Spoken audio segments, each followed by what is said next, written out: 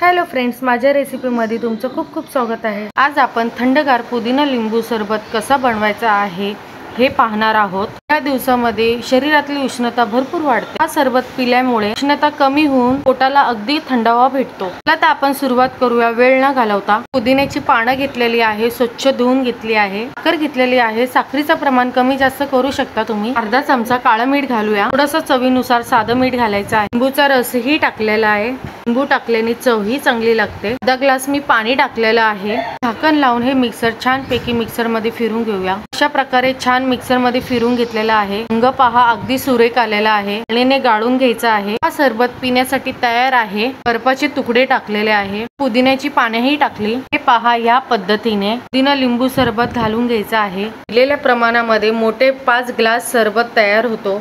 सरबताला रंग पहा अगदी सुरेख आलेला आहे। कशी वाटली तुम्हाला माझी रेसिपी कमेंट मध्ये नक्की सांगा। लाईक करा, सबस्क्राइबर करा। Okay bye.